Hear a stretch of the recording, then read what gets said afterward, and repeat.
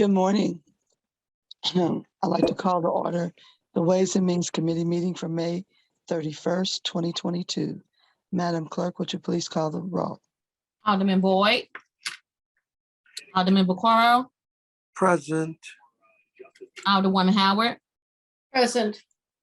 Alderwoman Spencer. Alderwoman Boyd. Present.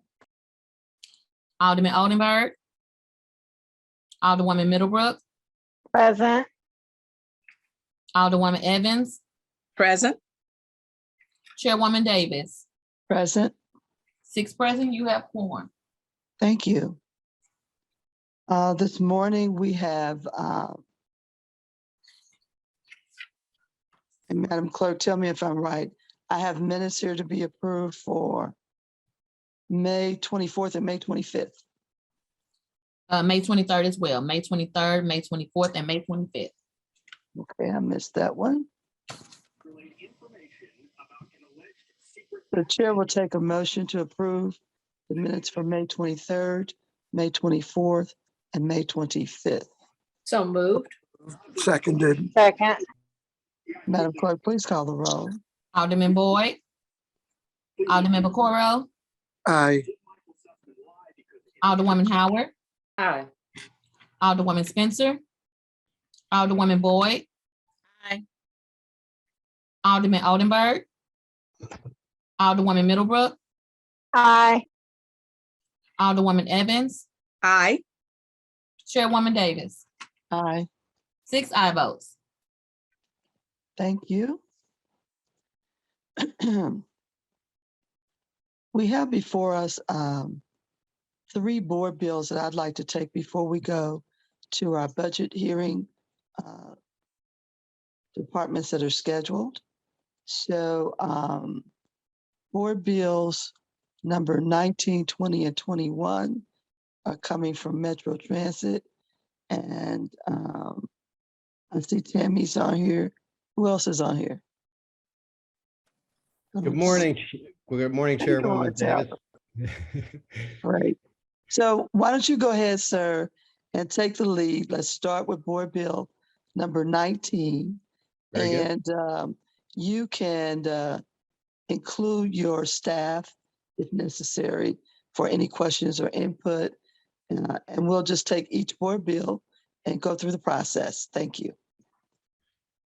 Very good. Thank you, Chairwoman, and good morning. And good morning to the members of the committee. I very much appreciate your time. You have before you 3 board bills, which take care of essentially the annual appropriation provided to by state, which of course our major piece of business that we're here to talk about today is Metro Transit. So we do have a very brief presentation, which I will ask on with me is Tammy Fulbright, our CFO.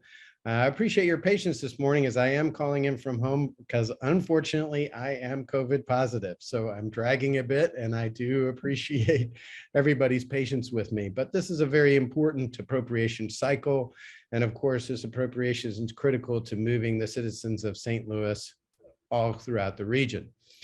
Tammy, I believe Tammy will be sharing her screen. I will start with the first 2 slides and then I will pass to her. Okay.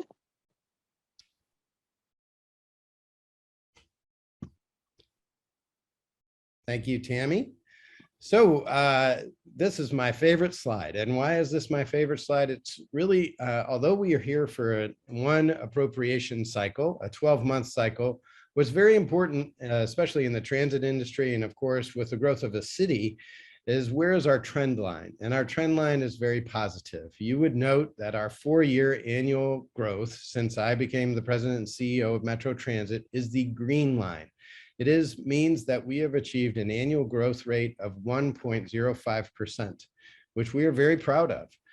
But even more particular, this current fiscal year, we are actually have a very modest reduction in annual growth. And actually, we're asking for an overall appropriation through all of the funders of roughly $311 million. What we think this represents to this committee and to the public at large is that we are showing the financial commitment to staying on budget What's very important is that our transit system is largely supported through tax incentives. And of course, through our self-taxing incentives, you have to be sure that your growth rate is the same growth rate that the city and county and St. Clair County are seeing. So that means that being sure that these trend lines are headed in a positive direction of a service that's sustainable is absolutely critical. Tammy, if you could go to the next slide and you could take it from here, please. Thank you. Good morning. So this next slide is really just a comparison between our budget for FY23 to FY22. So in passenger revenue, so in 23, we're kind of conservative here at 18.5 million, but that's the actual that we experienced in 22. And as of December, that's kind of where we were. So that was during our budget cycle when we were putting this together. It may come in a little higher than that, but that's our projection. On the next slide, you see grant, sales tax, and contractual. So that's where our contract with St. Clair County, all the sales tax come in, and some federal vehicle maintenance money comes in. You can see that's up slightly by about 2 million.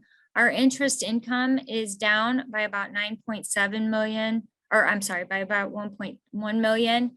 That's primarily due to the Fed and where we think interest rates are going to be, but as they've been increasing, that may also be a conservative number. Oops, I'm sorry. On the next line item, that's other income. So that includes things like rental, different advertising that we do. And so that's pretty steady, just slightly down for 23. Getting on into the expenses where you see wages and benefits, you can see that we're only up by about 1.7 million. And that's primarily due to some cuts that we've been able to achieve, we believe, in workers' comp. For services, we're down about 1.2 million, and that is primarily due to non-capitalized projects that we have. So we've cut those projects some during the year. The next line item, fuel, where you'll see that is down by 1.3 million. That's primarily due to a fuel hedge that we have. So for the prices going up at the pump that you see, we have a fuel hedge that helps offset that. So we don't see drastic spikes in our budget. So you can see we're down 1.3. For parts and supplies, we're coming in just slightly up. And then casualty insurance, that's down by about 1.2 million. And that's really regarding our premiums and our experience that we're experiencing with our claims there. Utilities is about the same, and other operating expenses is slightly up. That's where we see more of our training and those sorts of things. So we have some expenses there that are slightly up. And then the net income is down, our loss is at 332,000. That's basically non-cash, and we'll be able to offset that with either CARES money or other items. This pie chart is basically giving you a breakdown of all the different categories. So you can see wages and benefits is our primary category at 206.7 million, or 66.5%. Services is at 46 million, which is our next biggest one at 14.8%. And that's primarily where we have our police contracts, which are about 15 million, custodial, which is about 8.5 million. And then consultants, temporary type help is around 5.2. And then other maintenance is about 6.8 million. And then we just wanted to give you a little bit of information on our capital budget. So our 3-year capital budget is 617.7 million. 23% of that comes from local funding, 77% from federal funding. And then the next screen, different areas that we actually use capital funding for. Our biggest being for our rolling stock buses, LRVs, and other vehicles at 242 million.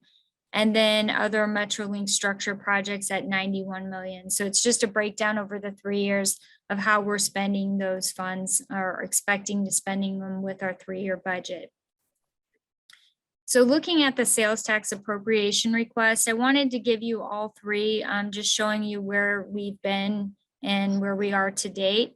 So in 21, that is the 41.6 million is where we were at when COVID began. So we took a 20% discount in that year. And when we say discount, that means that we filled those funds, or that bucket, with federal stimulus funds. So we requested 33.3 million. In 22, we took a 10% discount or used CARES funding to fund that, and we're at a request of 37.4 million. And this year, based on where sales tax is coming in at, we're giving a 5% discount. So we're going to fill that with federal stimulus funds. So our request is for $39.5 million. And I'm happy to answer any questions that you might have.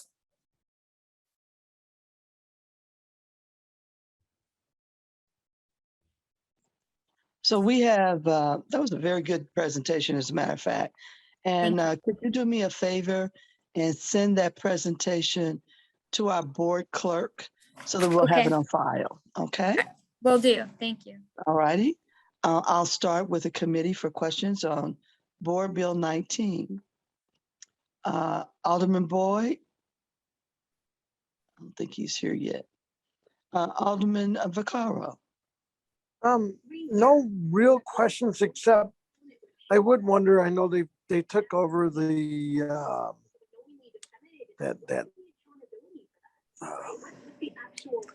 sorry, I've had a mental block. The thing they're on down, on the loop, the trolley. Yeah, how's that affecting the budget? I mean, is the cost, is the trolley costing more? Is that part of why the extra money that's needed would be my only question?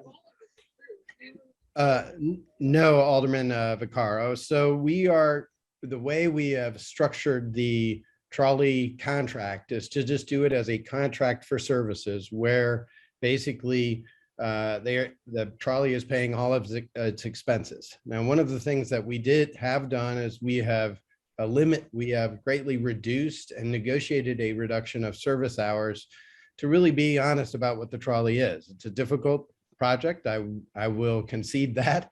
It certainly is no fun, but we need to work something out, especially work something out with the federal government.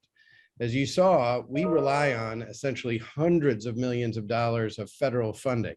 And the problem with the trolley project is that if the region were to suffer a default because of the trolley, it would impact our long-term funding. I realize that most folks aren't happy with that answer, but that's what I have. I have an obligation to tell everybody about it. So one of the things that we have started to negotiate is a contract for services on the trolley. It is firewalled and completely separate from this budget. You are not voting for any trolley dollars whatsoever in this budget, but I do have an obligation to tell you of how that contract works. And we are currently negotiating through it right now. We also have a CMAQ application, or actually the Loop Trolley Transit Development District does have a CMAQ application that will be going through East-West Gateway Council of Governments in August. And that will also supplement the operating, assuming that grant is passed. FTA has been in town and is very thrilled with this consensus, and they're willing to accept the terms that we have put out so far for the trolley. What is, and pardon me for not knowing maybe, but CMAQ, what is, can you break that down for me and anyone else that may not know what that is? No problem. So the CMAQ is a federal program called, and the CMAQ is Congestion Mitigation and Air Quality.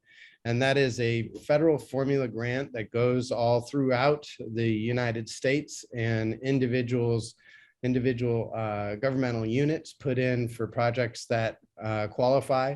Most of those are transit and anything that can reduce air or improve air quality. And under those basis, the trolley actually scores fairly well. So they are putting in for a CMAQ application through the MPO, the Metropolitan Planning Organization, which is East-West Gateway. And that is going through, which I would recommend. I think it's a highly qualifying project. I think it's likely to get funded under that federal program, and that will take a lot of the pressure off and allow that there is no budgetary impact to local resources. Okay, I mean, I think I understand, I guess my concerns are that money, even though it's not in this budget, is still being used to keep that thing running.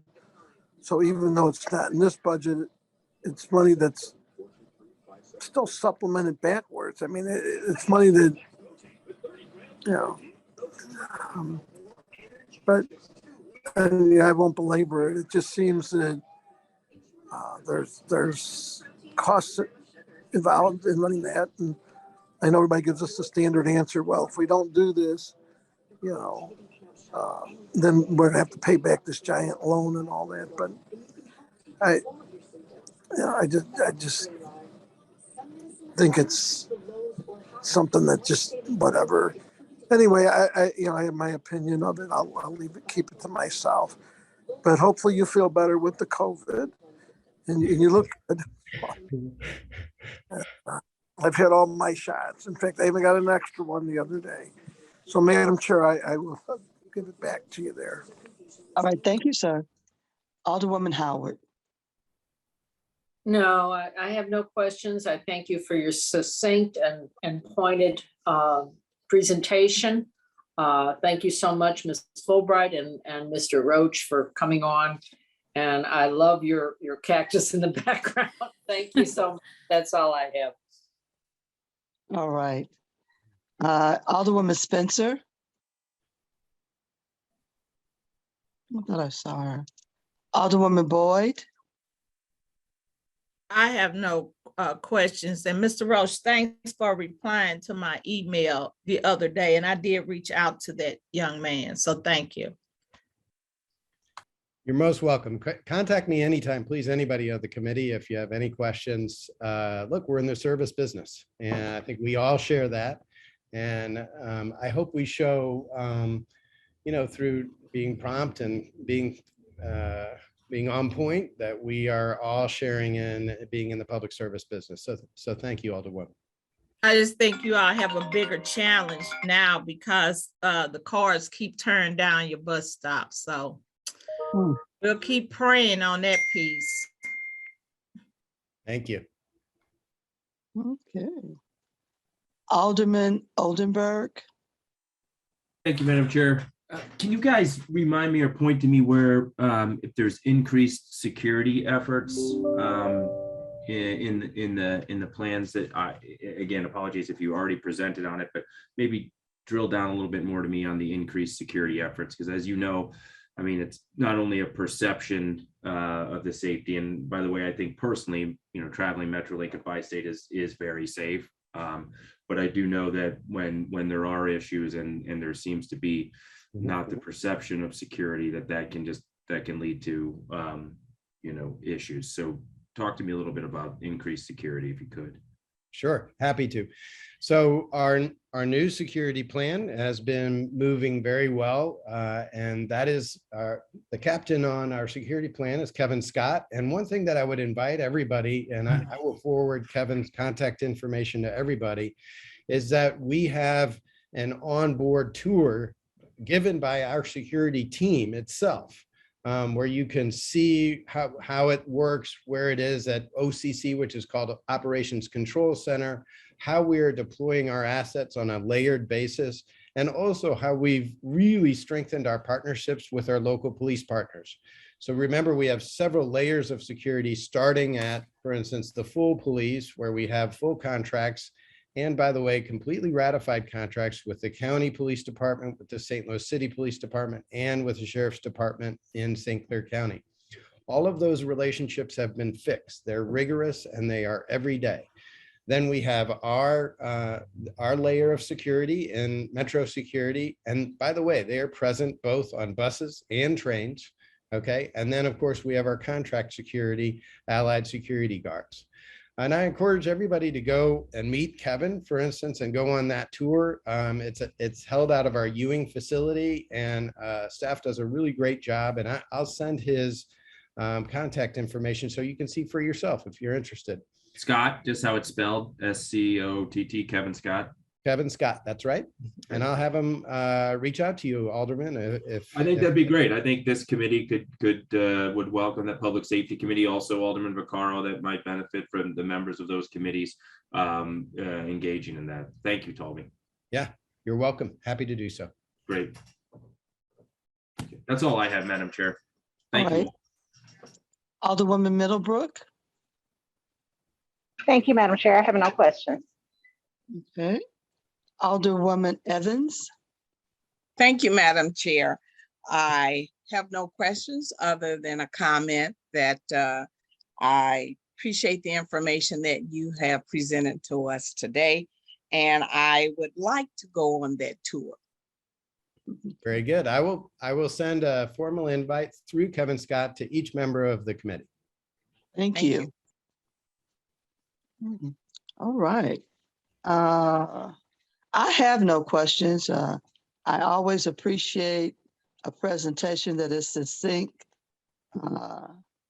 And it was friendly. Sometimes we have to try to follow a roadmap and never get to where we're going. So I do appreciate that. If there are no other questions by any alderperson who is not on the committee, I'd like to move forward, and I'll accept a motion to approve Board Bill number 19. So moved. Second, Previous role. Okay, moved in second. I believe we had somebody come on since I the think roll so. call. yeah. Yeah. So So there's- Madam Clerk, will you please call the roll? Alderman Boyd. Alderman Vaccaro, Aye. Alderwoman Howard, Aye. Alderwoman Spencer, Wait a minute, Kiki. Alderwoman Boyd, Aye. Alderman Oldenburg, Aye. Alderwoman Middlebrook, Aye. Alderwoman Evans, Aye. Chairwoman Davis. Aye. 7 aye votes. Thank you. You've moved and approved Board Bill number 19. Let's move on now to Board Bill number 20, please. Go right ahead.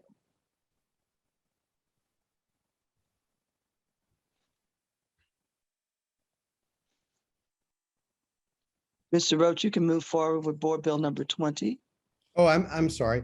So I apologize. So these are separate appropriations having to do with how the taxing districts are handled. So we actually have 3 board bills in front of you, and that is standard procedure. Believe it or not, we always try to make things a little extra complicated in government, don't we? But the effort is to account for each one of those tranches as we go through. Our budget entails all of those. So we give you a presentation on the entirety of the budget, even though there are separate individual appropriation cycles that do need to be approved today. Apologies for how slow I am on the uptake, but yes, That's okay. we're going on all 3. I humbly ask for your approval of the same.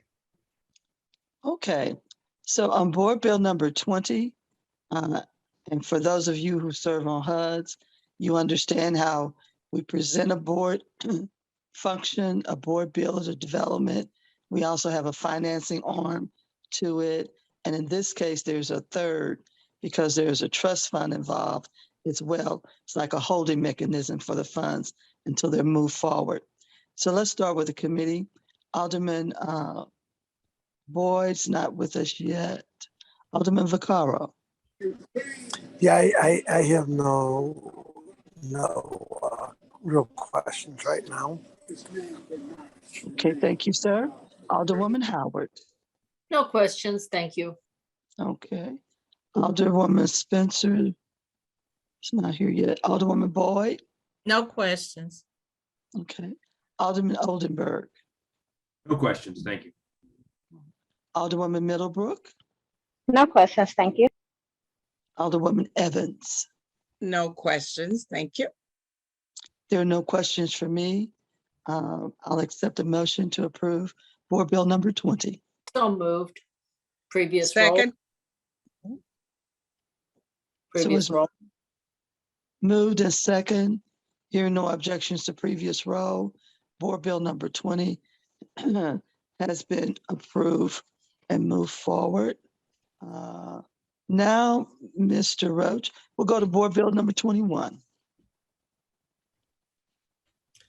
I humbly ask for approval of the same bill. Okay. Well, I'll do this one a little bit different, I think. Any committee members that have a question, please go ahead and open your mic and ask.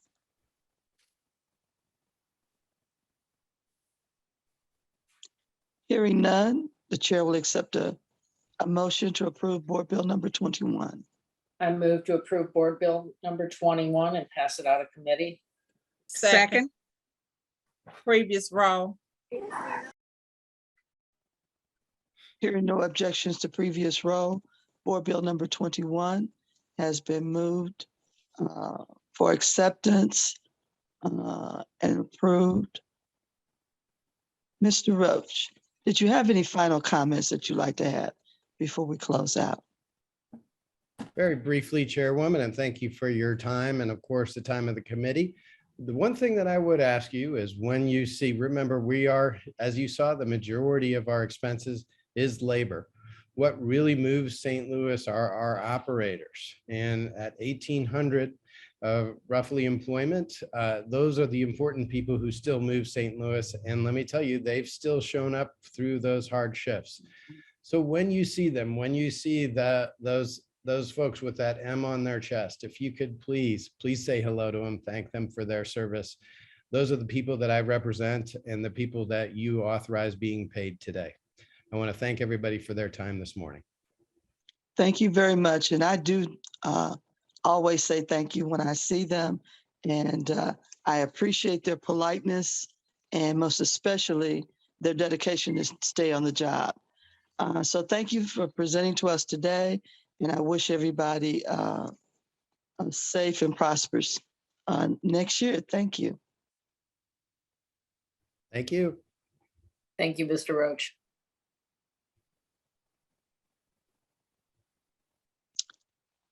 So what I'd like to do now is move on to our presentations for our Ways and Means budget hearing today. We have listed here the Fire Department and the Board of Public Service. I did receive a message from Heather Taylor that she will not be able to be with us today. And she has Bridget McKenna standing in for her. But I think I'd like to go ahead and start with the Board of Public Service first. And it might be listed different on the agenda, but I'd like to start with them first. Mr. Bradley, are you available?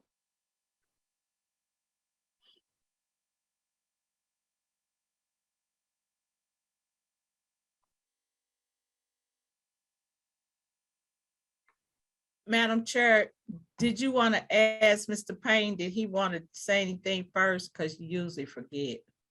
I thank you so very much for reminding me. And Mr. Bradley, I don't see him online yet. So I'm going to go ahead for the sake of time. Mr. Payne, did you have anything for us this morning? Good morning, Madam Chair, and thank you all to women and Boyd for the thought. No, actually, I don't have anything to add this morning, but thank you. All right, thank you so much. And I do see that Chief Jenkinson for the Fire Department is online. Sir, would you like to start your presentation? Absolutely. Good morning, and thank you, Chairwoman Davis, members of the Ways and Means Committee. The Fire Department's budget for fiscal year 2023, the preliminary figure is $59,061,060. I really don't have any issue with the budget, other than I have to give thanks to the Administrative Office of the Fire Department, 3 members, Christina Brunig, Lynn Weber, and Jeffrey Scott, who did a tremendous job putting this budget together, and over the last couple of months have worked tirelessly on it. They've done a great job over the past several years, and I think it reflects in this budget. I also want to mention that I think we passed out our annual report, and you should have each received a copy of that a couple of weeks ago from the Fire Department, which would also answer a few questions with regards to a budget and how we utilize the taxpayers' dollars within the city. My only question regarding the entire budget is in a line item, which is 5637068. which falls under emergency systems. And what that is, that's a series of contracts that we have, maintenance contracts. We had asked for $117,000, and that was a very specific figure that related to the accepted contracts with these companies. Those companies is actually a three-part contract, if you will, that covers our life pack monitors, which is the 3 lead defibrillators that we use when people are in the back of an ambulance. It also is a maintenance contract on our stretchers, if you will, our striker stretchers, which are a power load and power lift system, which has reduced our back injuries amongst firefighters and our EMS members. And we've been using those for about 8 years. And as we replace them throughout the year, we also have to do maintenance on them. The other part of that contract is a new device that we picked up during COVID called a Lucas device that we put on all of our fire department fire trucks and a couple of supervisors' cars and on a few ambulances. But we picked up that funding through the CARES Act, and it provides, it's a machine that we strapped to individuals and provides perfect and ongoing CPR while we're in transport to the hospital. And it's truly, they have been life-saving devices. But part of that contract that I'm asking for some additional funds is also works on the warranty and keeps these machines running. And that only amounts to about $60,000 in that line item. We asked for $117,000 and we were given $57,000. Other than that, I have no issues. I have our budget is ready to go, and we'll do this. Hopefully, keep it within line for the next coming year. I'll take any questions that anybody has with regards to the budget. All right. Well, before I go to the committee, I'm going to ask the budget director, Mr. Payne. Now, this is my request because I may not have any others as we move forward, but I'd like for us to find that $60,000. When we're talking about emergency equipment, that's something we can't go short on. So that's a request that I'm asking for, and hopefully we can figure that out in the next few days. Excuse me, Chair, I think it's more than $60,000. I think he said he needed a total of 100 and what was it, Chief Jenkerson, that you needed? We had asked for 117,000 and they provided 57,000. So we're down about 60 grand just in that one account. Okay, now on this, what I'm looking at on that line item, emergency systems, the 5637068, there's 60,000 for 23 allocated. Is that correct? I'm showing 57,000. Yeah, I'm looking at 57,000 on page 225. On page 225. I'm 26, so maybe there's duplication. Okay. So how much more would you need then? 60,000. 60,000 more. Okay, I looked at the wrong thing. Pardon me, Madam Chair. That's okay. All right. Thank you. Let's start with committee members. Alderman Vaccaro. Yeah, I agree with you, Madam Chair. We need to find that 60,000. That's a very small ask. Yes. Everything else I have, their grant bills going in this Friday, which actually passed last session, but whatever happened in E&A, it passed, but it was strange. So we're reintroducing those, Chief, and we'll get them out right away. But no, I agree that we need to find the 60, and sounds like everything else sounds good in the budget. And I'll leave the rest out of it for now. All right, sir. Thank you very much.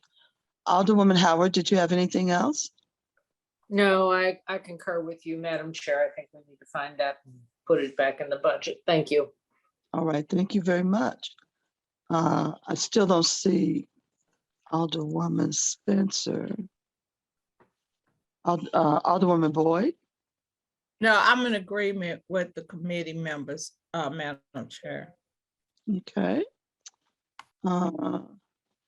Alderman Oldenburg. The same for me, Madam Chair. I have no questions. I'm good. Okay. Alderwoman Middlebrook. Thank you, Madam Chair. I have no questions. Okay. Alderwoman Evans. Thank you, Madam Chair. I have no questions, but I am also in agreement with the additional $60,000 to be added to their budget. Thank All you. right. Thank you. Chief Jenkinson, would you like to close out, please? Absolutely. I appreciate, like I said before, all the work of the administrative office of the fire department. They've done a wonderful job. And as I also said, if you have any questions regarding the year-end report that we provided, please feel free to call me or email me, and I'll answer any questions that you have.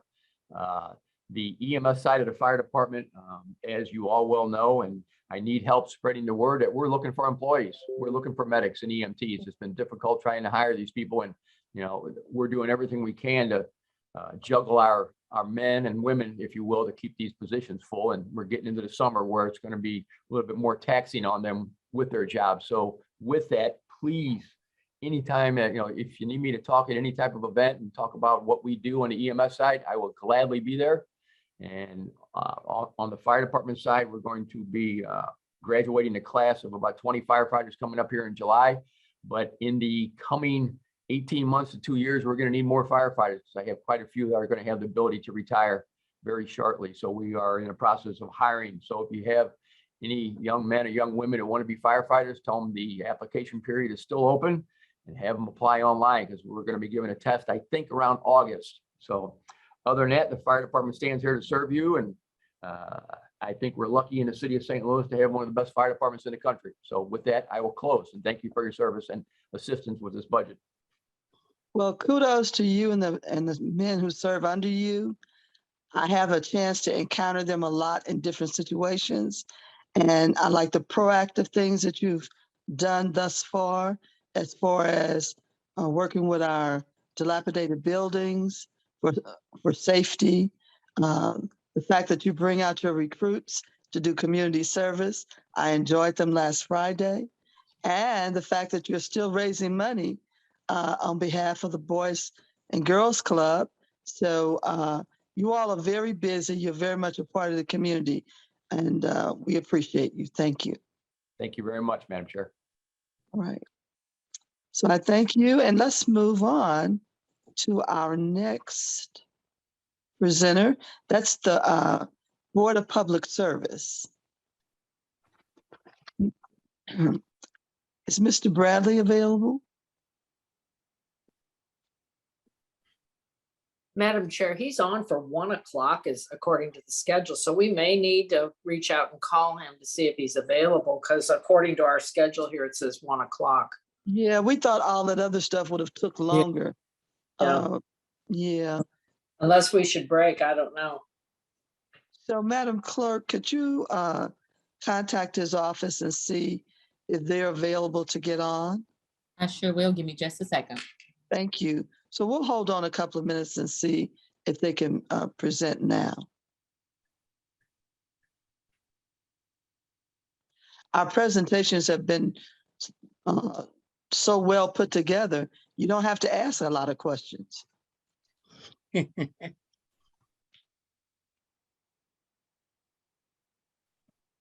Bradley's, I ran into him yesterday at the Memorial Day service, and he's ready to present. He just said, be kind. Okay.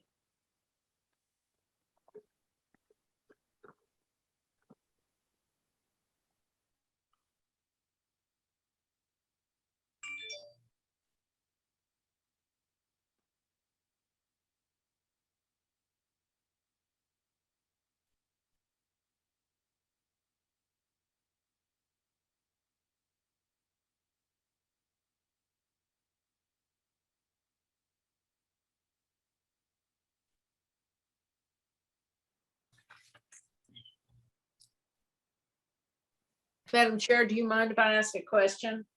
Go right ahead. Okay, tomorrow night, we're gonna have the public hearing via Zoom, I take it? That was my intent. Uh-huh. Well, I guess what I wanted to know, we're not gonna have it there, it'll just be public comment, correct? Yes, ma'am. Okay, all right. And we'll have one Saturday as well. Yeah, so. Is As- Saturday by as Zoom? well, right? Yes, it is by Zoom. Okay, because I'm gonna be gone Saturday. At least that's my hopes. Okay. No, it'll be by Zoom.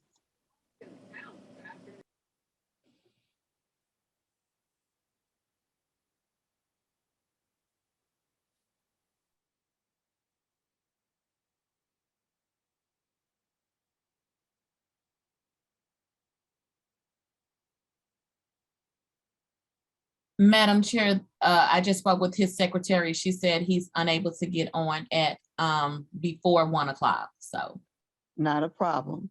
So what we need to do is we need to take a break and resume at 1 because we didn't have anybody else scheduled. no, ma'am. STL, how Like would you like to lunchtime. handle that? Sounds like lunchtime. Yeah.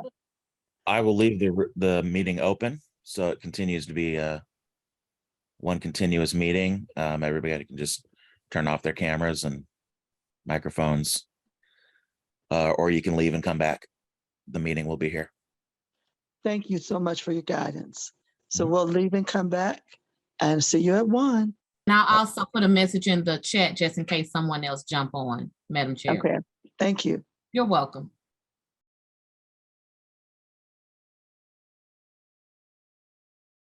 Okay, so we're going to resume our Ways and Means Committee hearing today. And we have before us the Board of Public Service. Rich Bradley will be presenting. Rich, you can present, add any staff members, or do any presentation that you have. We're here to listen to you. Thank you. Thank you, Madam Chairwoman. I definitely appreciate that. I'll just give you a real quick rundown of how I plan to present and then who I have with me, and away we will go. So what I would like to do is in reverse order. I will do the 2 smaller divisions first, 9:30 Soldiers Memorial, 9:14 off special events. Then if we could pause for questions. Then if we could do 900, the President's Office, pause for questions. Then 910 Equipment Services, pause for questions. And then 903 Facilities Management, and pause for questions. We can get everybody taken care of in due form. Today with me, I have my executive staff from 9:30. The Office of Special Events is my Superintendent of Soldiers Memorial, Linnea Magnuson. From 9:14, I have Special Events Program Executive Travis Hauser. From 900, I have my Executive Assistant, Michael C. Miller. From 910, the Commissioner of Equipment Services Division, Chris Amos.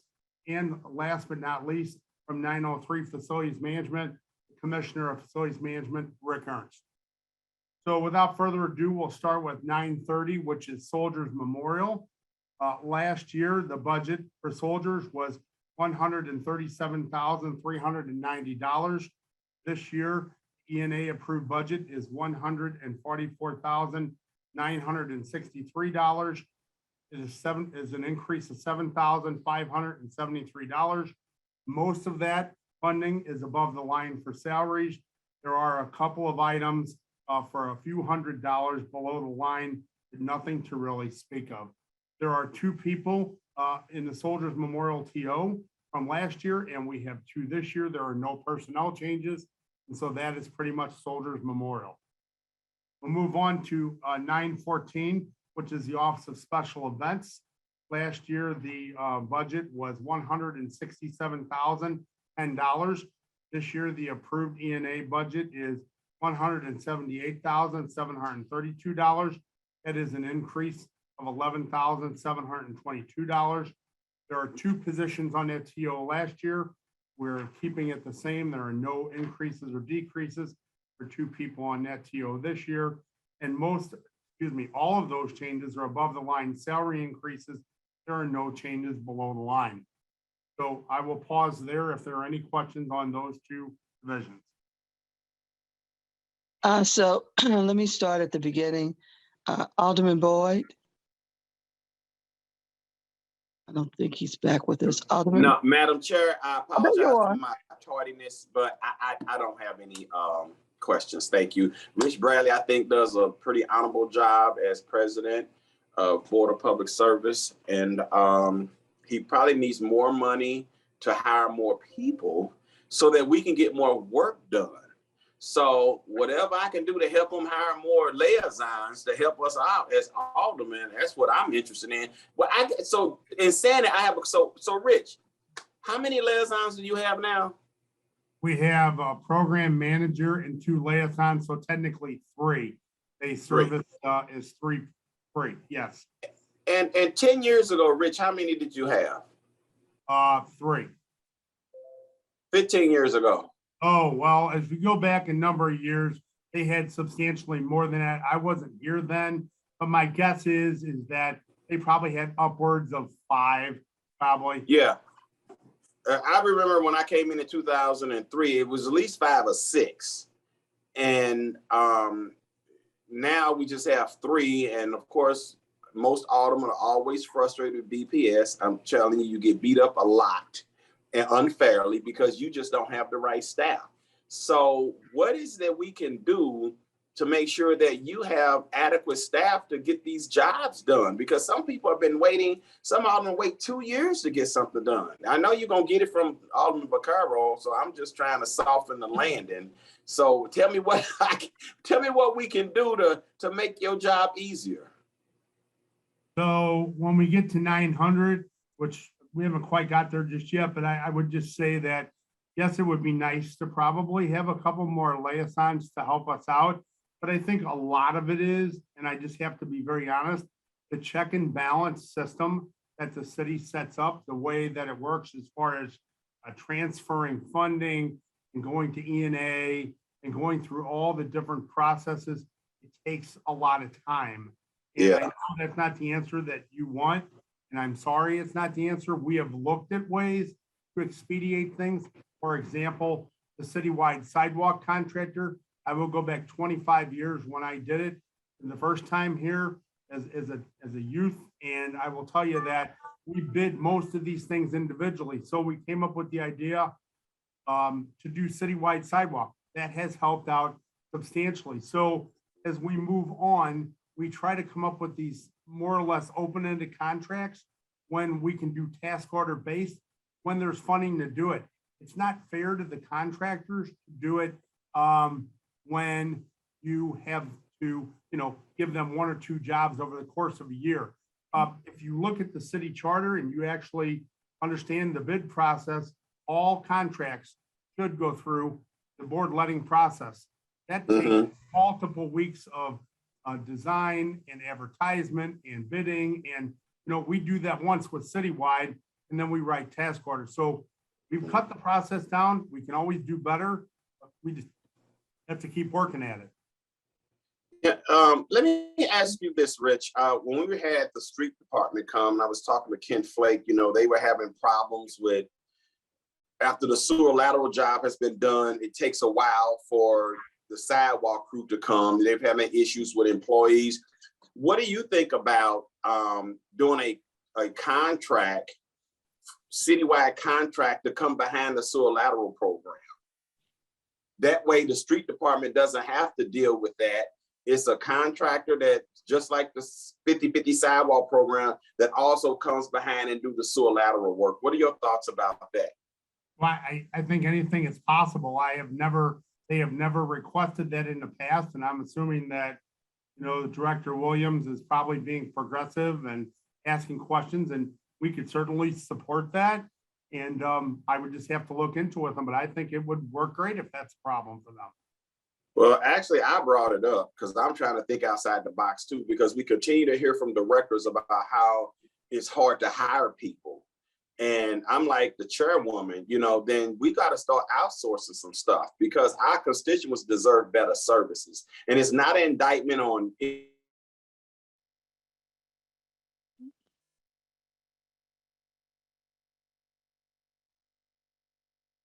Okay, you froze. Alderman Boyd. Just think differently about how we serve our constituents. So I'm just making a recommendation and a thought. So maybe you can talk to Kent Flake and see how many sewer laterals they have per year, and you know what they think it would take to just have somebody else do it, and just get it off their plate, because the street department is real short of people. And it would have to be contracted out, but right, if the funding is there, I don't see any reason why we couldn't do it. Thank you, Rich Bradley. I always appreciate you. You're very responsive. Anytime I call you, you're right there. You don't always give me the answers I want, but that's okay, because it ain't about me. It's about us, right? Yes, sir. Thank you, Madam Chair. I have no further questions. Thank you. Before we move forward, the questions are for Special Events Department and Soldiers Memorial. Alderman Vaccaro. Thank you, Madam Chair, even though you know I'm going to move to the side a little bit. I mean, even you know, Rich, and I won't go beyond this. I'm just want to take 2 minutes, and then I won't even ask any other questions the rest of the afternoon. You're right. But I'll try not to. But no, I mean, what's ridiculous is, like, Lindenwood Park. We have probably over $600,000 on stuff that isn't getting done. Cameras that took place in Tilly's Park that took 2 or 3 years, and everything seems to lead back to BPS saying, "Oh well, we don't have contractors; they're not putting the things out." Rich, realistically, you know, and then they had to call the mayor and get all upset with the water break that was in Tillis Park that gets fixed because they have to moan and yell and get upset. You know, Rich, I'm sorry, but is BPS in that bad a shape that we can't get things hired out? These are things that need to have whatever they're saying. Oh, well, nobody's doing the design. Nobody's doing this. Nobody's doing that. What's the story up there, Rich, for real? So the story is as I mentioned, the process is prohibitive. And beyond that, there is this new accounting system we're working on. For example, the Tilly's Park water that you referred to, I just got the authorization from the comptroller on Wednesday. We fixed it on Friday. So I can't fix things until I get a PO released in order to do it. So it sits in the system and we're the last one holding the bag, but we get hit a lot of times for it. The other thing is that, you know, we have to have money in place in order to do things. So if it's not in the right pot when we go to do it, when you request something, or anyone requests to do it for that matter, it has to go through an E&A transfer and through all the bureaucracy to do it. It takes time. And so, you know, I can only tell you what I see on the back end. I am not going to say 100% that we can't do better, because we can always do better. You're 100% right at that. And we try, and I will continue to try to make things be more expedient. But at the end of the day, you know, we follow the processes that are dictated by the laws that others write for us to follow. And I'm not going to circumvent the law to do something quicker. Well, again, I mean, I would say we've put money in the Lindenwood Park now, going on our third, this will be our 4th year without projects moving forward. All, whether it's, well, we don't have anybody design or this, you know, and the bad part is that my job, unlike yours, depends on me taking care of my constituents. And when me and the NSO are the ones getting complained, and the NSO, we talked today where they're saying, well, NSO, she's just not doing her job when she does everything she can. You know, I mean, it comes back on us. You know, I wish I had a staff sitting out there that do everything for me, and I could just sit back. But I'm gonna let it go, Rich. But I'm really interested, and we need to get down and talk about what's going on in Lindenwood Park and where we're at. And Madam Chair, as I promised, I will not be I'm fine with all these different budgets.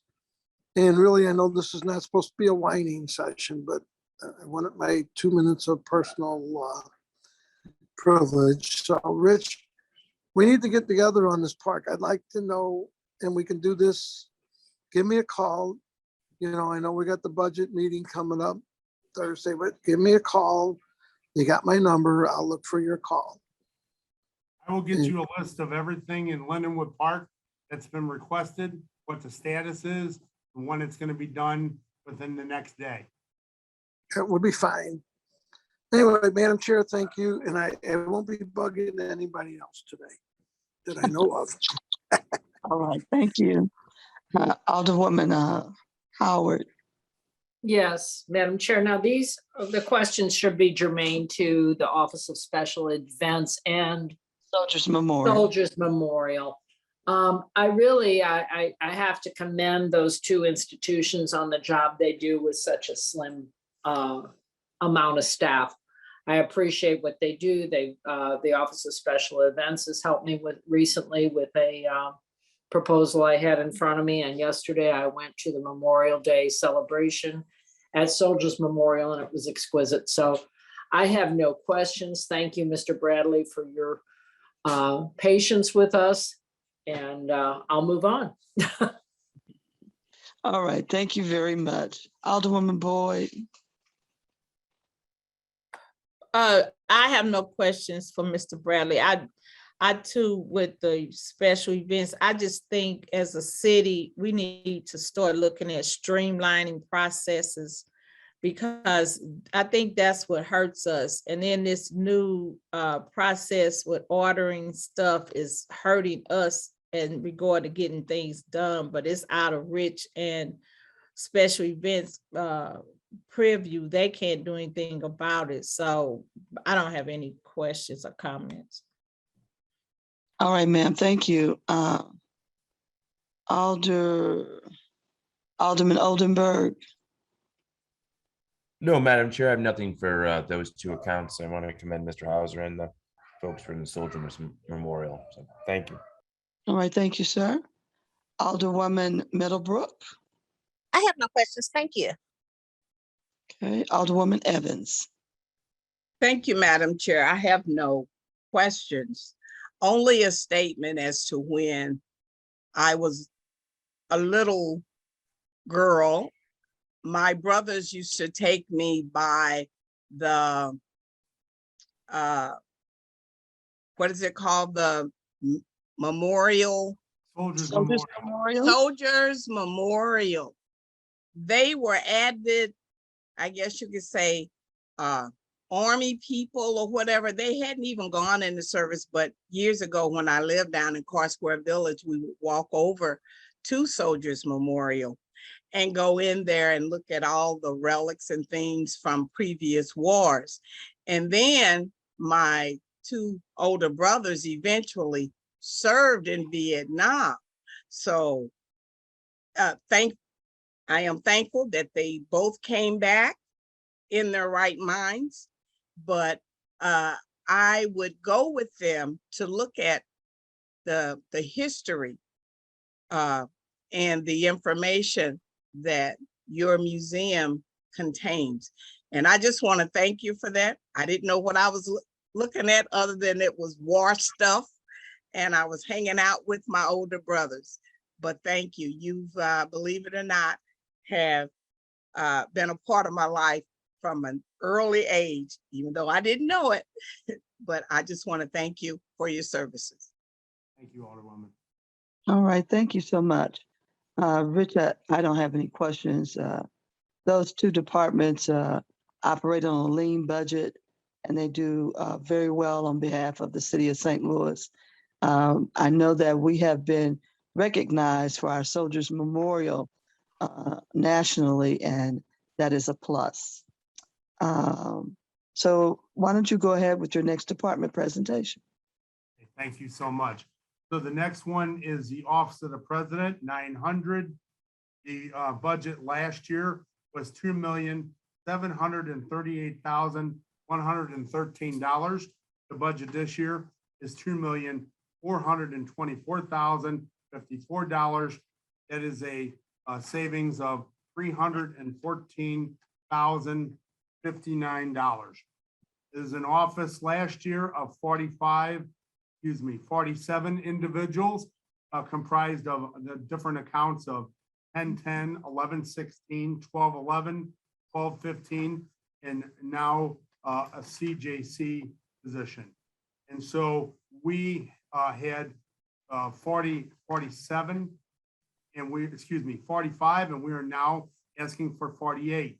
And those three positions are a mechanical engineer in the Board of Public Service, a GIS specialist too, graphic designer. And then also at the direction of the mayor's office, we are adding a criminal justice coordinating committee executive director to that TO as well. And so just some of the reasoning that we have such a deficit and difference in the budget this year is really due to salary savings. So many of the capital projects that we have, we charge our salaries off on them, whether they're ARPA bond, the convention center, many other things that you as a member of the capital committee are very aware of. And so we have a less budget than last year. But beyond that, everything pretty much in the line items are relatively similar to what they were last year, other than we have a couple of computer items where we're requesting a new plotter and computers, which an engineering office depends highly on those things for operation. But other than that, we are relatively flat with our budget. So I would be glad to answer any questions on the president's office. Okay, so let me start off on this one. I just got real confused. Explain to me the criminal justice supervisor position. Yes, so what that is the Criminal Justice Coordinating Committee Executive Director is a position that will oversee or work with, I should say, the Criminal Justice Coordinating Committee, CJCC. That is the council and committees that are comprised of elected and appointed officials, along with senior level stakeholders from criminal and juvenile justice agencies and government administration.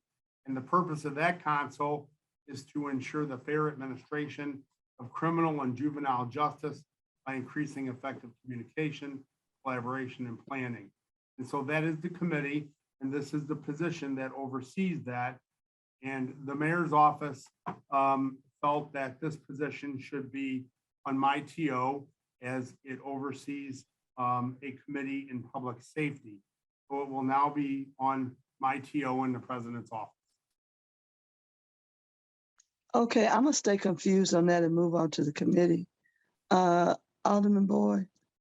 Yes, Madam Chair, I'm going to be confused on that too, because I'm just thinking Community Justice Coordinating Council is a public service initiative, and why it would be in the Board of Public Service is perplexing. It seems like everybody wants to put stuff in BPS for some reason, maybe because Rich is such a great guy, but I don't see how that's appropriate. That is in that department. That makes absolutely no sense to me.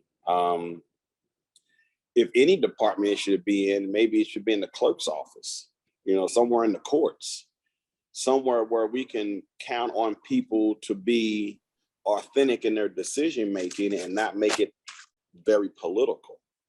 But I'm just thinking out loud, because this is the first time I heard of it, that it's going to BPS. And I did know quite some time ago they were looking to place it somewhere else. But that's very perplexing to me. I can't answer that question. I just know the conversation with me was it wanted a neutral place to put it where it was not a conflict of interest. And obviously we're always willing to help where we can, but they just asked for it to be within my TO. As long as somebody's appointed by the mayor, I don't see how there would never be a conflict of interest. Okay. I mean, so with all due respect, Rich, I think this is really a Nancy Cross question. Probably. Because my understanding is they fired, the lady that was there, Debbie Allen, for some unknown reasons, and locked her out of her office and wouldn't pay her and all, just drama. It's nothing but a bunch of drama from the last person. And I think I would love to have Nancy Cross come and talk to us about this situation, Madam Chair, because I cannot see how putting this position in the Board of Public Service makes any sense. I mean, neutral, I don't see that being neutral at all. So, and I'm sorry, because I was out of order last time, I didn't say anything about social memorial and events planning. I really appreciate all the work that they do. Events planning is a big deal to me. We're having the Black Wall Street, 314 Black Wall Street on the 25th of June. And I know they've been working well with Travis to try to organize all that stuff. So I really appreciate that. And I'm on actually the Soldier Memorial Board, but I haven't been active lately, but I certainly appreciate the museum. If you have never been to Soldier Memorial, please go in the basement and visit that museum. It is absolutely phenomenal. And Rich Bradley has been doing an excellent job on, just keeping up with that and maintaining it. It's really kind of ran by the History Museum, which I think is really cool too, because they have a lot of institutional knowledge about history, but phenomenal job. I just want to say that. So thank you, Madam Chair, for allowing me to digress and at least celebrate those two offices for the fine work that they do. Thank you. No further questions. Thank you, sir. Alderman Vaccaro.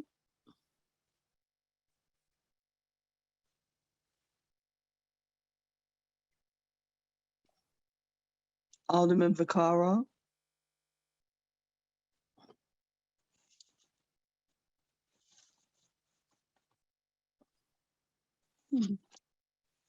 Alderwoman Howard. Yes, I guess I have the same question about the executive director of criminal justice and how that relates to BPS, but I assure you that I think this committee ought to look into that, and I'd appreciate if the chair and whoever else, I don't know if Nancy Cross is the person. I wonder why public safety wasn't involved in this. It seems like it would be something to do with public safety. I'm not quite sure what this executive director of the criminal justice, what is the official title? Mr. Bradley, do you know? Criminal Justice Coordinating Committee Executive Director. Okay. And this is an appointment from the mayor's office? Yes, ma'am. Sarah Baker. Okay, I don't want to put you in the crosshairs here, so we'll just move on and get some of our questions answered with the appropriate person. Okay, thank you. Thank you. I'm just too confused. Alderwoman Spencer, did you come on yet? No. No. Alderwoman Boyd. Okay, I'm with everybody else. I'm looking like you all are looking. I'm totally confused. And so this was the understanding that I had. This was under public safety. That's what And so, right, I was told by the mayor when I was approached with this, I said, that's not even making sense what you're doing. And I said, so what department will it be under? She said, under public safety. My response was, Dan Isom and Heather has enough, so why would you add another department to them? So I'm scratching my head too. I don't know how Rich got thrown into this. So I apologize, Rich, because you're as lost as we are. So no questions. Thank you. All righty. Alderman Oldenburg. No questions at this time. Thanks, Madam Chair. Okay. Alderwoman Middlebrook. I have no questions. Thank you, Madam Chairwoman. Thank you. Alderwoman Evans. I have no questions, Madam Chair. Okay, so I'd like to send a request, Madam Clerk, to Nancy Cross. If she's available today while we're on this call, I would appreciate that she would come on to discuss this criminal justice coordinating supervisor position. Paul, do you have any comments on how that position got there?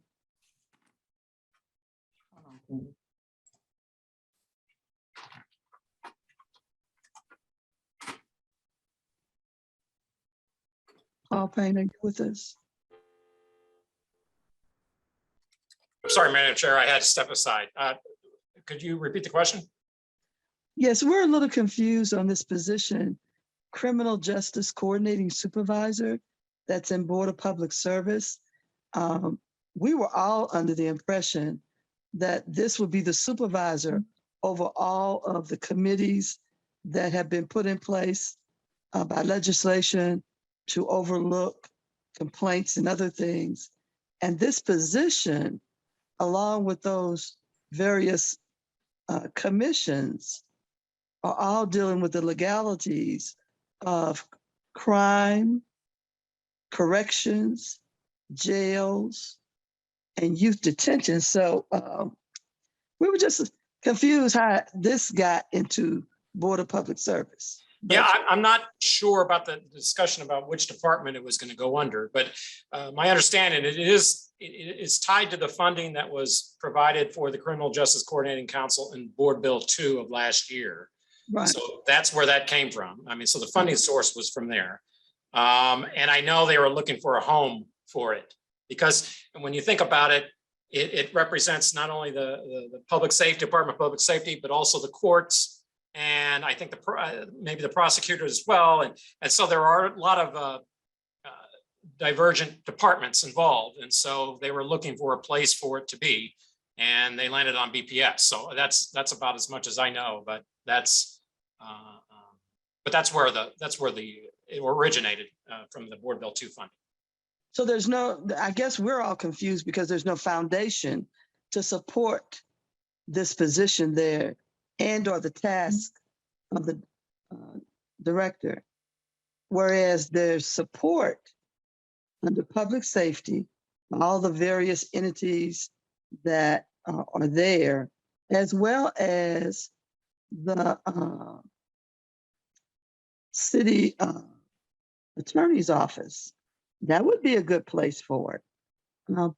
And or the mayor's office. But Board of Public Service just doesn't add up.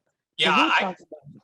I was going to say I couldn't speak to that into what all went involved, but I do know that it had been looking for a home. There used to be an individual, I believe it was with the mayor's office, who was involved with it. Again, it involves coordinating efforts of all those various departments, including the courts and other public safety departments. So they were looking for a home for it. I understand, sir. And I just wondered, but we will continue to ask questions because we do have to have a common sense. Madam Chair, Yes, the ma'am. cross is on. Nancy is on? Yes. Okay. Good afternoon, Nancy. How are you today? I'm well, Chairwoman. How are you? Okay. I don't know if you heard any of my conversation. I did. Okay. Can you just explain to us? We're all very confused on why this is there. So it's the position, the way the position was in Board Bill 2 had some discussion around Civil Service Commission position, but it could be appointed by the mayor. And so, and we also had outside advocates that were concerned that if this position was in the public safety department, it would not be as independent as if it were separate.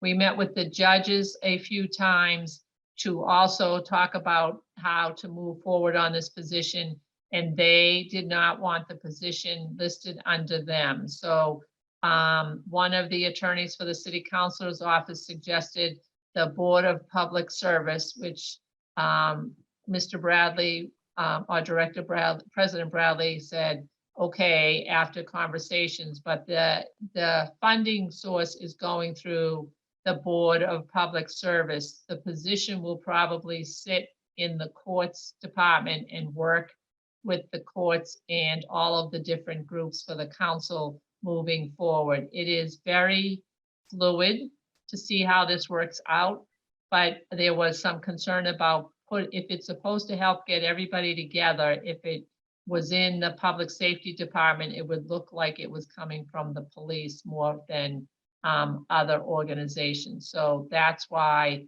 it ended up in the place that it ended up in.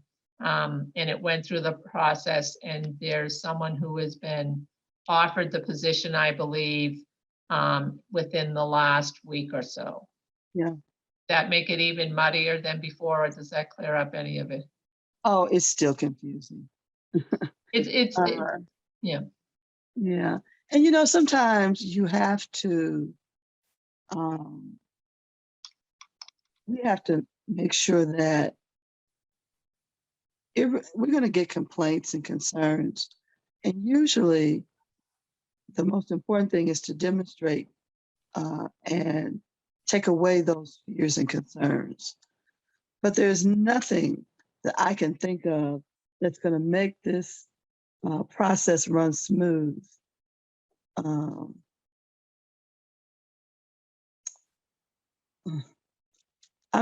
know, I'm going to, Nancy, while you're here, I think other committee people wanted to ask a question. I'll start with Alderman Boyd. Thank you, Madam Chair. Nancy, to be fully transparent, the Criminal Justice Coordinating Council was not included in last year's board bill, correct? It was a board, you added the money in Board Bill 2, I believe. But in board bill number The ARPA yes, money. Yes, ma'am. Yes, ma'am. But in board bill number 1, there was no funding for the Community Justice Coordinating Council. Is that correct? I believe that that's accurate. And go ahead. I started May 12th of last year, so I was not part of putting that budget together, but it's my understanding that that position was not funded and had previously been funded by grants. And is there any particular reason why it was not funded in the original board bill? I have no idea. You have no idea. So I did not put, I'm sorry, Alderman, I didn't mean to interrupt you. Go ahead. Okay, no, that's okay.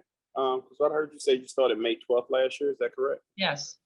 Okay, and so we were dealing with the budget at that period of time, correct? But I was not. But you're the director of operations, right? Correct. But I And was so not, the budget had already been submitted to the various people before I Right. came on staff. Right. No, I understand that. But don't you think there's a responsibility once you got there that you look at the budget? If you're going to be the director of operations, you're going to look at the budget to make sure all these departments are fully funded the way they're supposed to function so that we can be as efficient as possible with limited resources, right? Yes. So you basically just let that go, I guess, and just, you had no input in the budget whatsoever. Is that correct? So if, I did not have input into the budget for fiscal year 22. Okay. And I'm not trying to beat you up, but I'm just trying to wrap my head around, you know, even the commitment of the council, because certainly I was the bill sponsor. And I think it's been working fairly well. I've gotten nothing short of a lot of good compliments about it. And then all of a sudden, somehow it got dysfunctional and the director that was there got fired, or I don't know what happened, but it's that person is no longer there that helped create the council and even helped create the legislation for us to operate. So when I saw that it was not funded in board bill number 1 last year, that is why I put it in board bill number 2, because the message that I was receiving is that the new administration was not interested in the Community Justice Coordinating Council. Otherwise, it would have been funded. Would you agree? No, I wouldn't agree with that assessment. You would What I not would agree. say with your assessment, no. Go ahead.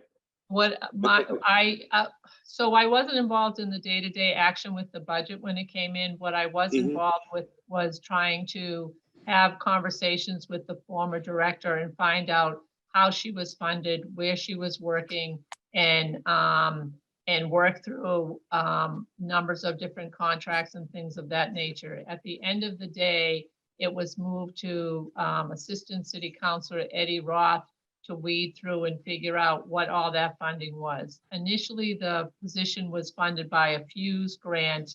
The acronym, I do not know what it stands for off the top of my head. That funding ran out.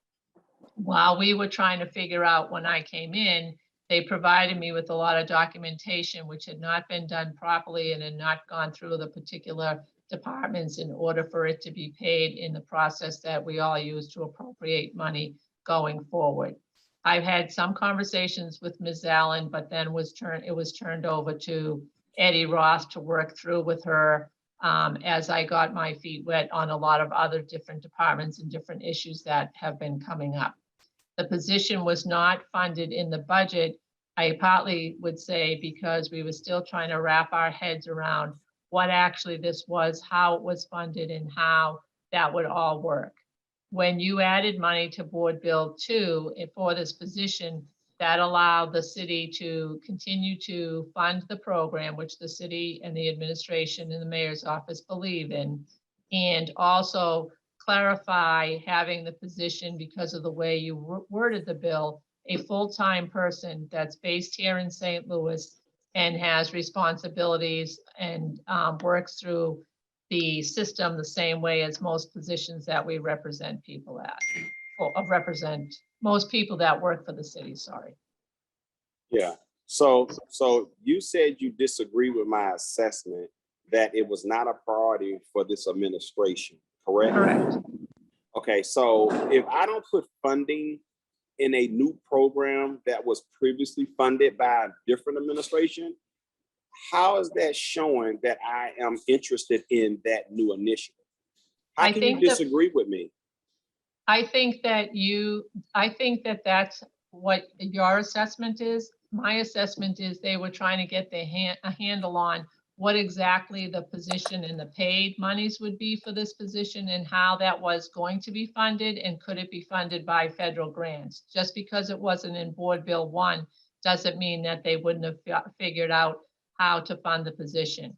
You had a very different relationship with Ms. Allen. I asked Ms. Allen, and there's documentation to this effect, and actually there's a lawsuit now, so I can't go into a lot of details, but the reality is I'm still waiting for a report from her as to what she was working on since last May when I came. So she's now been, she's moved on. She is suing the city, so I believe, so I can't get into many other details on that.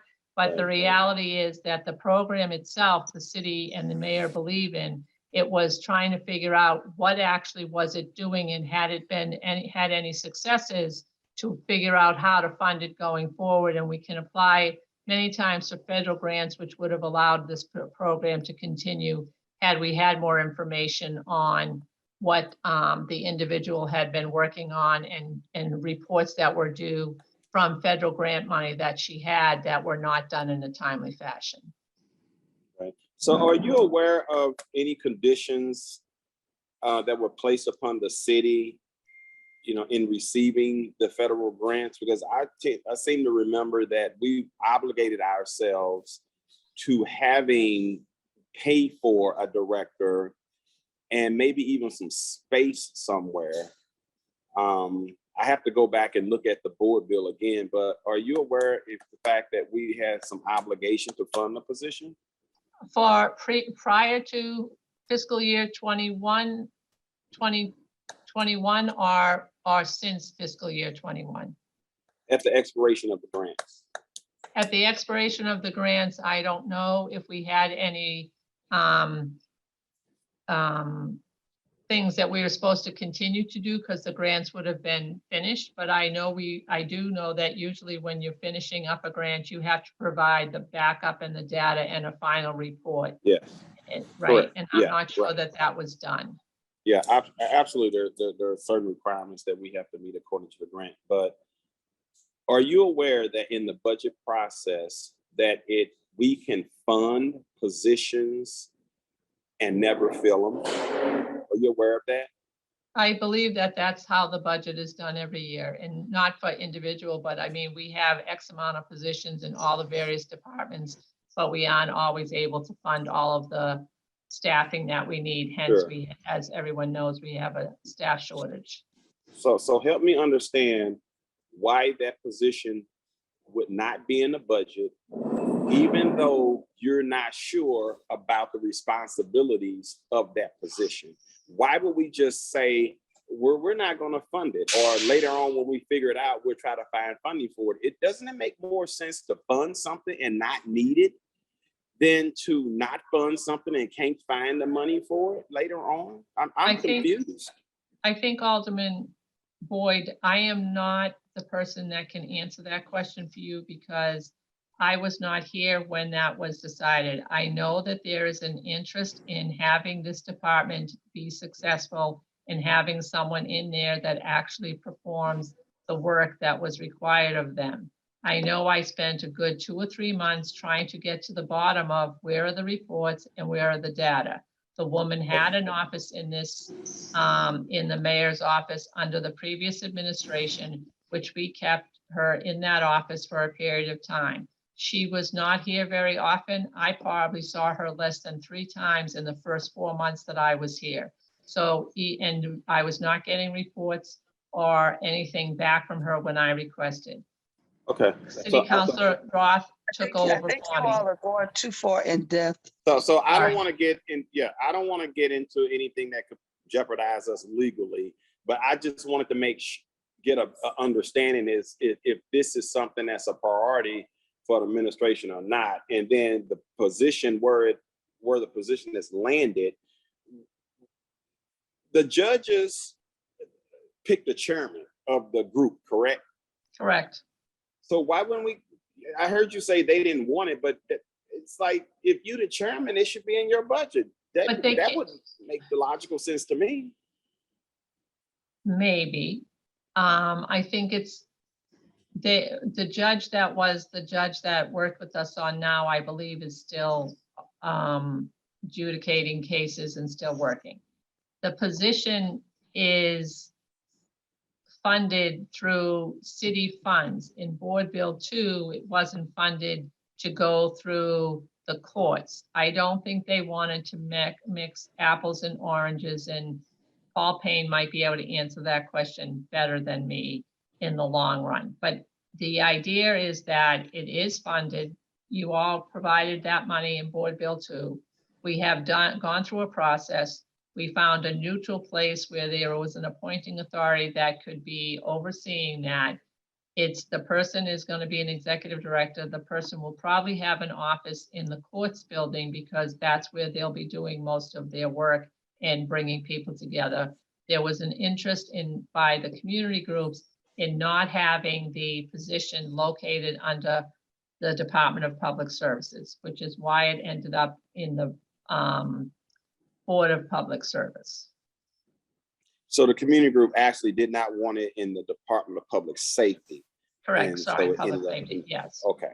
All right. Okay. Well, Nancy, thank you. Welcome, thank you, Alderman. No further questions, Madam And Chair. I'm sorry, Alderwoman Davis, I usually am on, so I will stay on and be missing face-wise, but if you need me for something else, I am here, or you can have Sharita call me if that works. Right now, we're going through the committee, so committee members will be asking you questions. And Okay. the next person to ask is Alderman Vaccaro.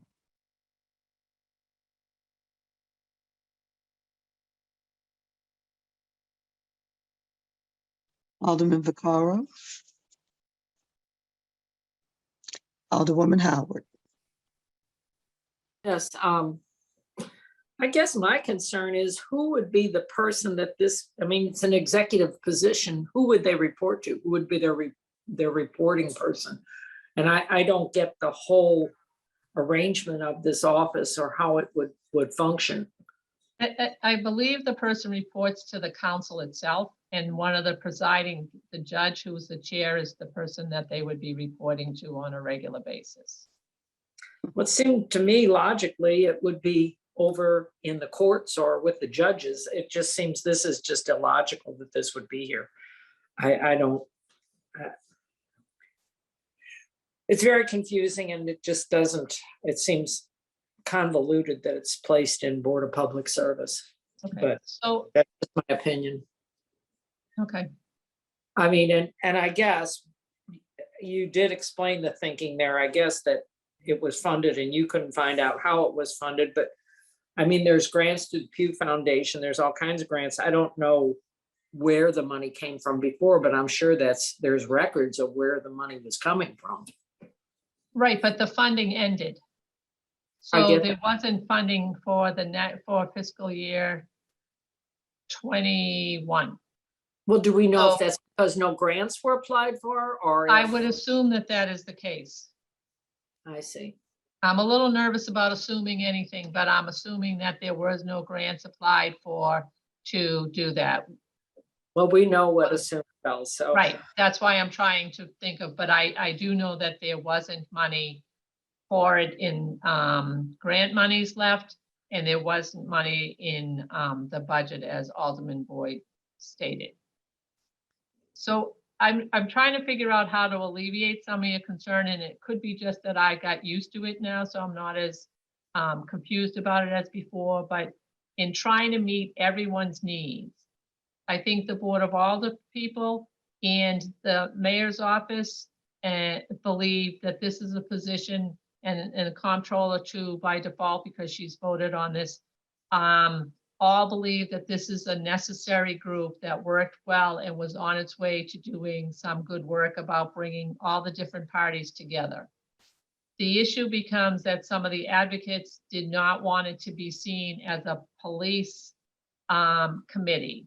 So that took Department of Public Safety, which to us would seem like the normal place for it to go, out of the mixture. And then we talked with the courts, and the courts did not, the judge of the courts did not want it under his budget per se, directly under his budget for similar reasons, because it's around, the courts are going to be part of this too, and it might look like there's some kind of conflict of interest. We ended up with the Board of Public Service as a neutral, for lack of a better word, body who has, because this person as the executive director is performing a public service. So it ended up in President Bradley's department. The person is more than likely going to be housed in the courts directly because of two reasons. One, there really isn't a lot of room in City Hall. And two, we're not putting it in police or public safety. So the natural third place for it to go, where it would be, the person would be connected to people that they will be working with, is the courts building. So their day-to-day will report to the council as a whole, and probably the chair of the board, council, who is the judge at this time, who is a judge at this time. One That more help? question, and I won't, why was it moved out? It was housed through the mayor's office before in the previous administration. Why was it moved from there? Because there's no funding for that position here. There was no funding for the position, and it didn't seem like that was the right fit for it at the time either. It had not been funded So after where fiscal did the year funding come to 21. refund it over in BPS? Sorry? Where did the sorry. fund come from to fund it in BPS? You funded it through Board Bill 2. It's one of the items of the ARPA money that you all put together in Board Bill 2. So this is ARPA funds, so that it's a temporary position then, at best. To start, it's temporary, but we're hoping that the person that was hired is able to help get grants, because we now have a standing organization again, and they can apply for grants, and hopefully they will be successful, and we will have this ongoing. At some point, now that you all have mentioned to, it might be added to the budget permanently, but as of right now, it has not been, because it's funded through ARPA for the next 2 to 3 years. I think it's 3 years. Well, that's about $83,000 worth of hope, and I hope it works. Okay, thank you. You're welcome. All right, thank you. So Alderwoman Spencer is not with us. Alderwoman Boyd has stated she has no questions. Alderman Oldenburg. I have nothing further. Been enough said on this. Thank you. Thank you. Alderwoman Middlebrook. Thank you, Madam Chairwoman. I have nothing. Okay. Alderwoman Evans. Thank you, Madam Chair. No questions at this time. Okay, so Nancy, I appreciate you coming on. I'm going to leave this in my mind so that I can feel comfortable for the moment and I can explain it to the public that this position is placed in the Board of Public Service as a pass-through for the funds, but the actual position will be at the courts, and the supervision of this position will be with that committee at the courts. That would be very accurate and succinct. Thank you. Yes. Okay. Well, at least we have a lot of background, and preferably as we move forward, we'll bring more common sense to this. Thank you very much. You're welcome. Thank you all. All right, please stay on. Mr. Bradley, let's go back and let you continue with your presentation. Okay, so that concluded 900 for the Office of the President. I'm ready to begin 910 Equipment Services, if that's okay. Go right ahead. Thank you. So 910 Equipment Services is operation of the 4 maintenance garages for all our vehicles in the city of St. Louis.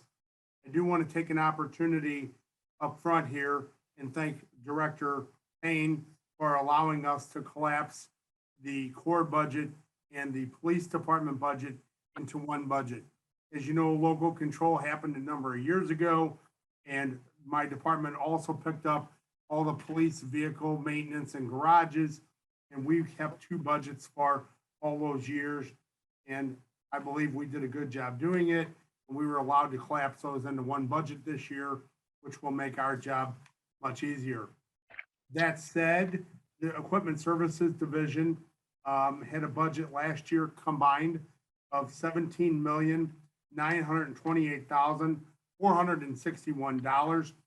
This year, the E&A approved budget is $18,135,558. That is a total increase of $207,097. The Equipment Services Division has had 118 employees last year. This year, we have approved for 119, and the additional position is a secretary 2 for the commissioner to help him with his administrative tasks.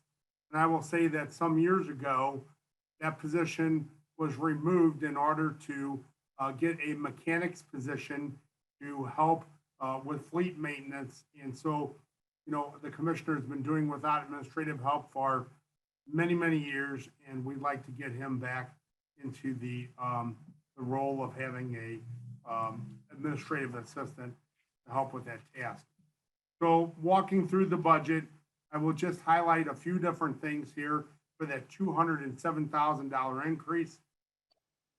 There are a number of items up and down that are relatively small, but generally the fleet items in the 5200 series, the 5600 series increases as the cost for parts escalates annually. And I think that everyone knows right now that the cost of everything is increasing. So I'm sure that's not a shock to you.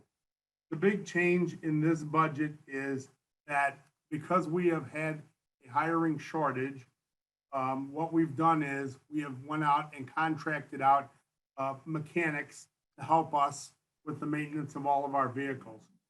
This has allowed us to pick up a number of positions, and Mr. Amos could certainly give you the exact numbers, but where we cannot hire people civil service wise, to hire them contracting wise. Last year, that line item was 1.750 million. This year, it's a little over 2 million, 2.1 million. So there was about a increase of $322,000 in that line. Keep in mind, the positions that are vacant are still funded, but what happens is many of these individuals that come to work for the launch contract, Mr. Amos and his staff do a stellar job of selling the city to them. And we have hired a number of these individuals into civil service. So if you will, it is a help to maintain vehicles, but it is also an introduction to what we have, what we offer, and we have picked up a number of people due to that. So it has helped us out tremendously. So I think that is a brief overview, and I will be glad to answer any questions. And Chris Amos is on as well, the commissioner, and he can assist me if I can. Okay, well, I thank you very much for that. I do know that you have really done all you can to improve the services. It's just that we have a monumental task here in the city, most especially with towing for so many different reasons. And to keep all the equipment up and running is very difficult. And I do know that you even reached out to put on contracts some minority vendors, and that's good. And hopefully we can continue to use other services to make our provider look even better. So always continue to think out the box. I will start now with Alderman Boyd. You have any questions? No questions, Madam Chair. Thank you. Okay. Alderman Vaccaro.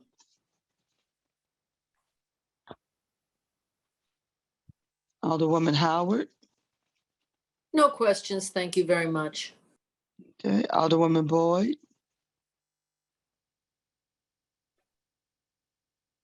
Alderman Oldenburg. I'm good. No questions. Thank you. Okay.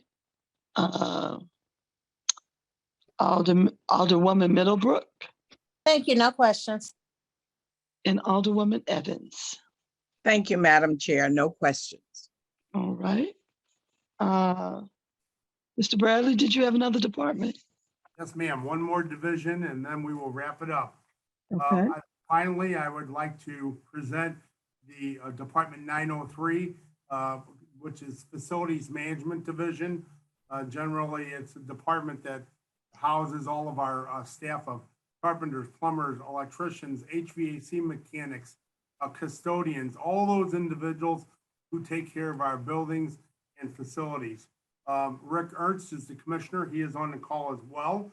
Again, another shout out to Paul, Director Payne, excuse me, thanking you for letting us combine this budget again during local control. We took on the facility staff of the police department, and so we managed two budgets for a substantial amount of time. This department last year had a budget of $17,272,243. The current ENA budget approved is $351,049, which is a total increase of $1,078,806. Last year, the department had a table of organization of 69, and this year we were approved for 70, just one. We were approved for a plumber position, and we have been asking for that position since I started in this job in 2009. The plumbing is the oldest and most critical thing in many of our buildings, and what we found is when you perform a risk analysis, one of the biggest things that causes the most damage is when you have a water line break. We've had many of those in this buildings and others where it has flooded buildings and caused thousands upon thousands of dollars in damages. Across the street, we had a water line break in the courts building, cost millions of dollars in damages. So a plumber on staff was very much important to us. So what I'd like to do is just talk a little bit about the breakdown of this $1 million, this 1.078 million that we're above, so you can understand where this is coming from. Obviously above the line, there are some cost increase for personnel. When we drop down, this one, much like fleet services, you will find that the facilities and grounds cost, the 5238 series, the 5638 series have went up substantially. What are those? Well, those are requests for parts and materials. For example, mechanical, electrical, plumbing parts, motors, circuit breaker boxes, any kind of parts that we need in order to get the job done. And then also, if you drop down to the 5600 series, the increases on the contracting for the different services through the city. For example, White's Maintenance, which is a cleaning contract, IFS, mechanical contracting, CNR, mechanical contracting, HVAC work, electrical, plumbing, air compressors, elevators, floor mat services, fire alarm, pest control, overhead door, fire sprinkler services, and many others. And so there has been increases in those costs due to the economy and escalation. And then finally, just to wrap this up, we also pay all the utilities for the city. So as I look through the cost, for example, the electric cost for Ameren, Missouri, the cost this year is estimated to be $213,000 more than last year. The gas is estimated to be more than $65,000 more than last year. The steam cost, which creates the heat in our city downtown business district and city buildings, at a 5% escalation in costs. So $132,000 increase. And then finally, utility sewer, MSD, that is almost $100,000, $93,000 increase in sewer bill. So when you add all those things together, it comes up to that about $1,078,000 that we're over. We are very frugal in what we do, and we try hard to help other departments with facilities. For example, the city councilor needed some additional renovations and space in their office. My staff does that work, and then there's only material costs that are on top of it. We need to do the same thing with some other departments that are upcoming for work that are happening. So we are very frugal. We try hard to help everybody, but generally, we also bear the burden of carrying all these contracts for the repair of our buildings, which, again, Chairwoman Davis, you're in construction, you understand this very well. So with that, I will open it up to questions from myself or Commissioner Rick Ernst. All right, so Alderman Boyd has indicated no questions. Alderman Vaccaro had indicated no more questions earlier. Alderwoman Howard, do you have any? I have no questions. I appreciate his detailed presentation, and I'm ready to move on. Right. Alderwoman Spencer is not there. Alderwoman Boyd indicated she had no questions. Alderman Oldenburg.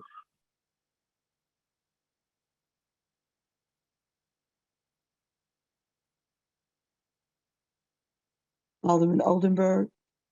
I have nothing. Thank you. Alderwoman Middlebrook. I have no questions, thank you. And Alderwoman Evans. I have no questions. Thank you very much. Thank you. Mr. Bradley, I don't have questions, I just have a comment. As we move forward in the next 3 to 5 years, we know that we have an older city that has had deferred maintenance for too many years.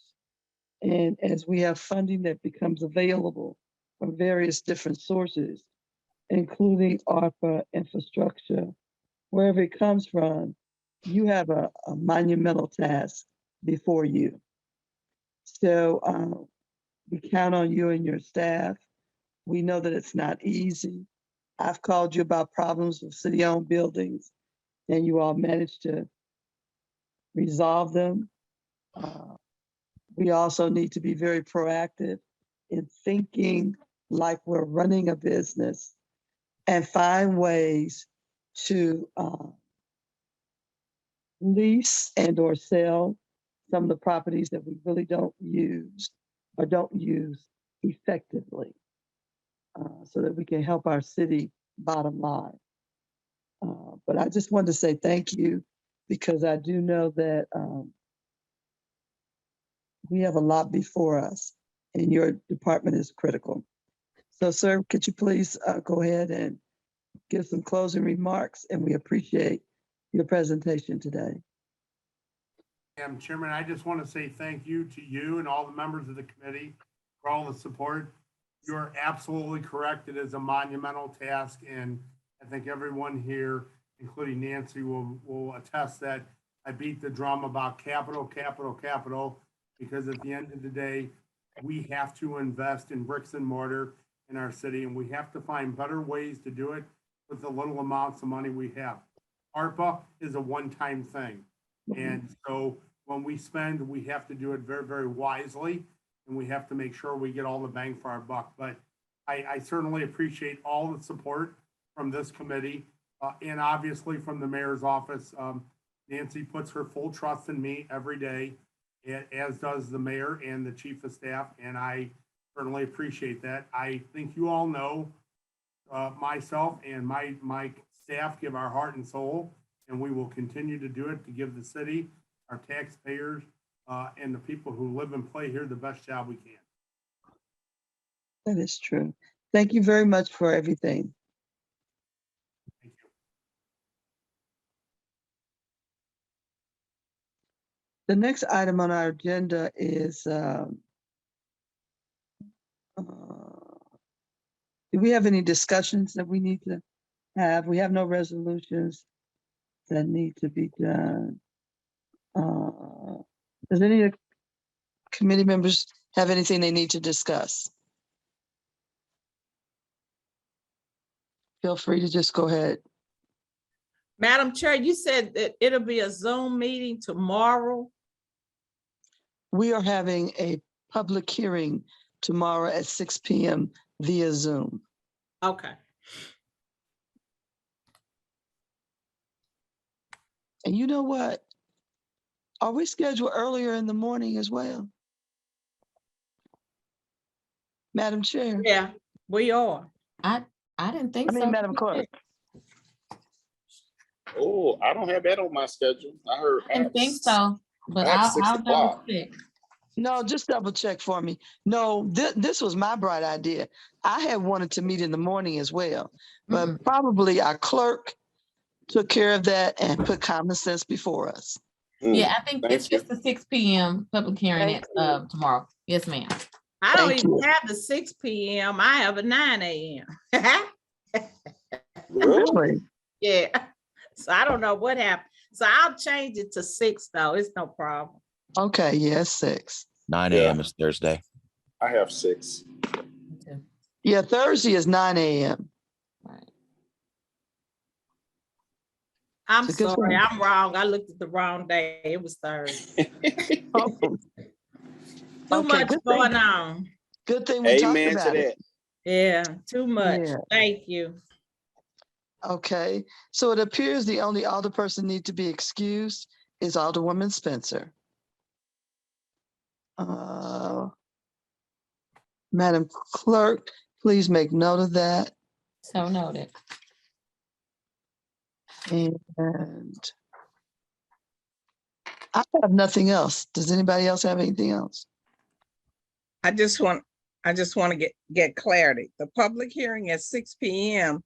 is what date? Tomorrow. Tomorrow. Okay, that's Wednesday. Yes. And then it's a 9 a.m. on Thursday. Thursday morning, right? Mm-hmm. Okay.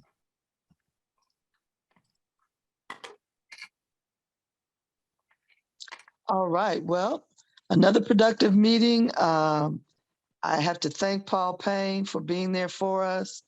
I know that sometimes we get a little far out there, but I'd rather do it now than later on. And I'm going to ask everybody, if you have some anticipation of making some changes, I'd like for you to have those requests prepared as early as possible. And I know This is not how we normally do it, but I'd like to make sure that Paul has the opportunity to work with your request before we get to our final day, because it's a lot easier for him to go into the budget and give some recommendations than for us to try to figure it out, because that's his baby. He's been working on it about 6 months. So let's think that way, okay? And for that, I have nothing else. And I would like to say that our Ways and Means meeting is now adjourned. And thank you.